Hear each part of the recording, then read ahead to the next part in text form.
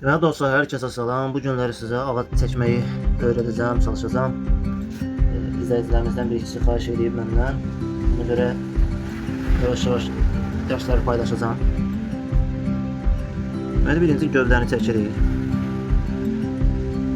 Birinci həmişə qara boyadan istifadə edirik.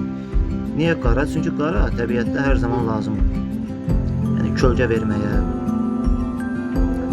ən çox kölgə verməyə. Budaqları təxminən çəkirik.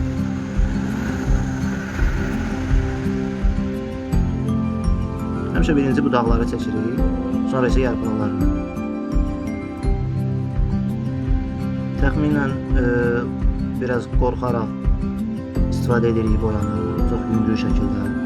Sonra rəng verəcəyik. Bu bizim ağacımızdır.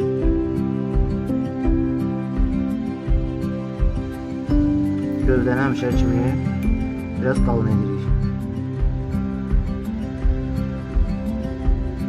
Sonra budaqlar deyəndə yarpaqların alt hissəsi həmişə qara olur, yadınızda saxlayın.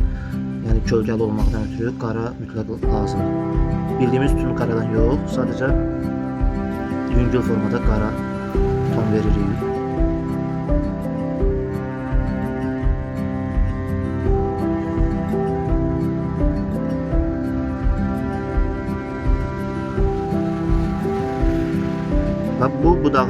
Bu budaq içəridə olacaq və bu isə onun qarşısında olacaq. Yəni biz tərəfindən görünən hissəsində. Yəni bu hissə görünməyəcək. Ona görə burada 2 dənə budaq əlavə edirik. Yəni qara. Ondan sonra rəngləyəcək.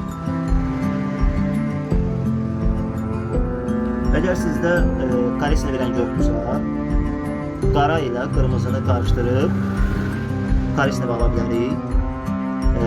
Biraz sarı da qatsanız karisni ala bilərik. Sonra sarı ilə qara ilə da qarışdırsanız rəngləri, yenə karisini başqa tonunda ala bilərik. Sadəcə ton fərqi olur onlarda. Qırmızı ilə təkcə qaranı qarışdırsanız, o biraz bardov rəng alınacaq da, fioletoya yaxın bir rəng alınacaq. Ona görə sarı da qalsanız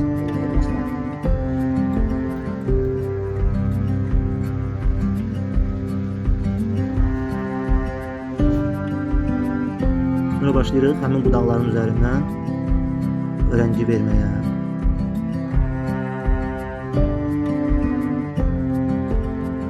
Və burada budaq olacaq deyə bunun üzərindən getmirik, alt hissəsindən gedirik.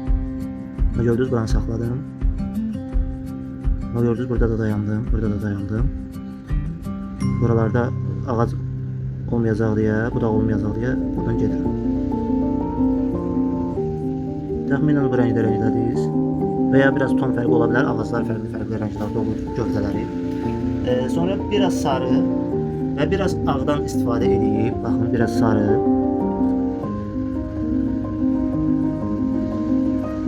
Biraz da ağ istifadə edib, biraz da bura vuracaq. Niyə? Çünki günəş bu tərəfdən düşür, ona görə kölgə verəcək. Çox az miqdarda da ağdan istifadə edəcəyik ki, kölgəni tam olaraq effektli göstərə bilək.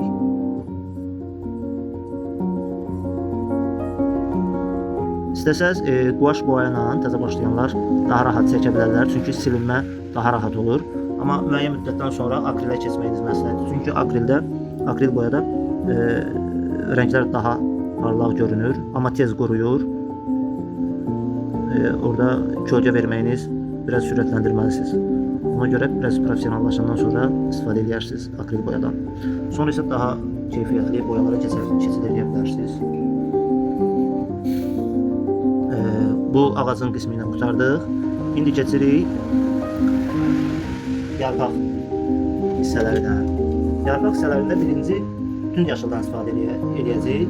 Tünd yaşılınız yoxdursa, yenə də qara ilə tünd yaşılı qarışdırıb əldə edə bilərsiniz.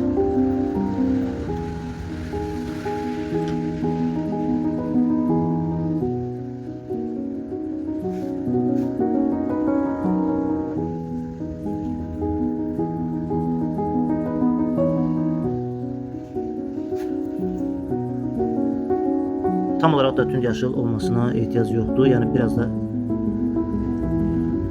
tündlüyü əldə eləsəz fərqi yoxdur. Baxın, burada hal-hazırda məndə açıq rəngdə görünür, tünd rəngdə görünür. Və yarpaqları çəkərkən çalışın bu fırçanız normal səliqəli fırça olmasın. Çünki orada yarpaqları göstərmək şərtdir. Amma ağac uzaqda görünərsə, məsələn mənzərə şəklində, o yarpaqları göstərməyinizə ehtiyac yoxdur. Amma yaxın ağac çəkirsinizsə, mütləq şəkildə bu fırçanız səliqəli olmalıdır. Yəni belə çıxıntılı fırçadan istifadə etməyiniz şərtdir. Bunları bir də qoyub götürməlisiniz. Eğer ağacı yaxından çəkirsinizsə, fırçanı qoyub götürməlisiniz ki, fırçanın izləri düşməsin.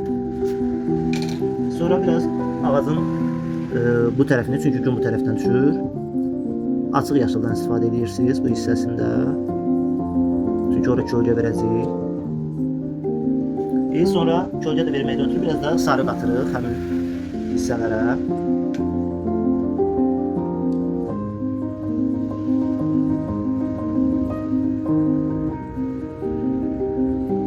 Sarı qutarandan sonra keçirik ağa.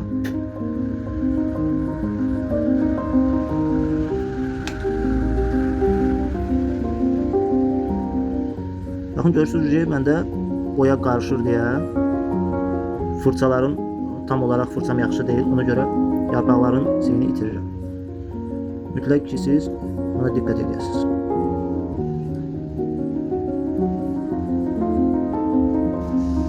Sonra en sonunda qaradan istifadə edirik, bayaqki kölgələrə görə. Qaradan da istifadə edəndə şeydən istifadə eləmirsiniz. O bir fırçadan istifadə eləmirsiniz, normal fırçadan istifadə edirsiniz. Budaqların altını. Çünki bunlara gün düşür deyə, gün düşmür deyə, üzr istəyirəm. Ona görə qara görünür.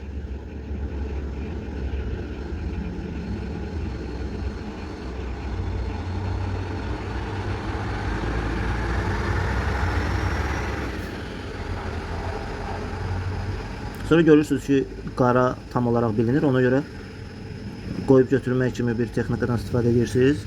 Ağacın budaqlarını çəkəndə istifadə etdiyimiz texnikadan. Belə bir şey alınır. Sonra yenə də həmin qara ilə budaqları düzəldirik. Baxın, burada məsələn budağımız zəif düşüb. Burada məsələn çox nazik düşüb. Ona görə qaraldırıq. Heç vaxt şəkildə boyaların qarışmağından qorxmayın. Yəni sonradan düzəltmək olur. Quaşda lap asandır, akreldə biraz çətindir, yağlı boyada da asandır. Bugünkü dərsimiz bu qədər. Abunə olmağı unutmayın. İnşallah gələn dərslərdə görüşmək ümidi ilə. Sağ olun.